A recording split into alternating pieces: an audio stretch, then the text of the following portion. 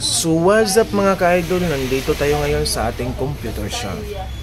Ito yung computer shop natin mga ka-idol, at dito sa kabila ay ito yung printing natin. Ayan si Mrs. mga ka-idol. Yan, relax na relax yan, at sinisipon pa yan. So dito tayo sa ating shop mga ka-idol, at may problema tayo ngayon sa ating computer. So yung computer natin ay ayaw mag-function kanina. Pag open ng isang client natin, yung customer natin, ay bigla siyang ganito. May settings pala dito mga ka-idol. Sita pala dyan. Yan, magiging insig siya. Magiging insig. Ayun ko kung saan yun. Yan, magiging ganyan siya.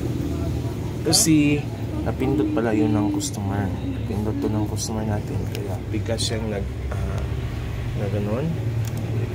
Pero sit up lang niya. Pero yung problema talaga natin mga ka-idol ay itong ating light. Naging dim light siya, nagiging yellow light. Pinuntahan natin yung mga settings natin dito. Ito sa display settings, pumunta na tayo dyan. Ayan, pinuntahan natin yan. Tapos pumunta tayo rito.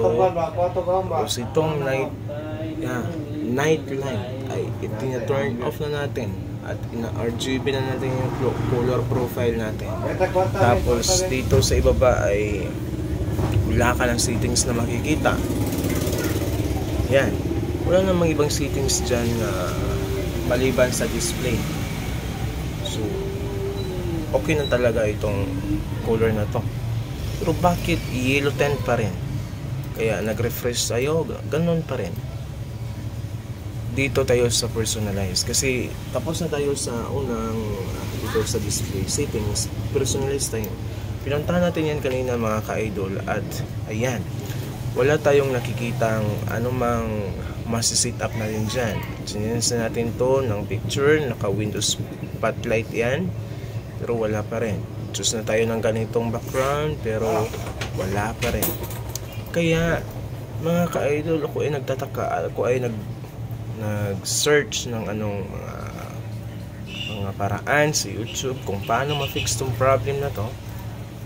Umabot ako dito mga ka-idol. Yan, turnin ko yung flashlight. Ito, umabot ako dito mga ka-idol. Ito pala yung solusyon niya. Kasi siguro hindi masyadong na gabi.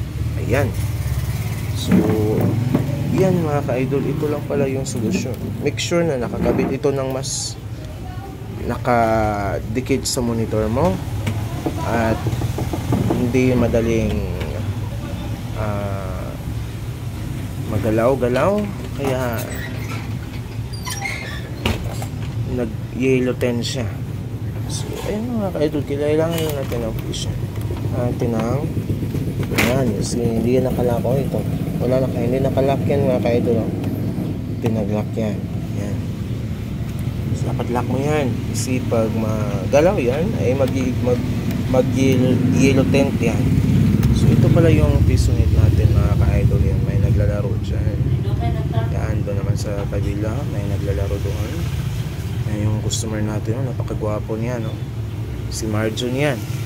Isang dakilang tao yan sa Kapatagan. Marami ng mga napatay yan si Marjon. May isa pa siyang kasama yan. Yung isa niyang kasama ay maraming juwa yan.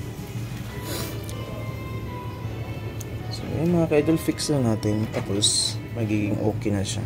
So yun lang yung galawan natin ngayon mga ka-idol.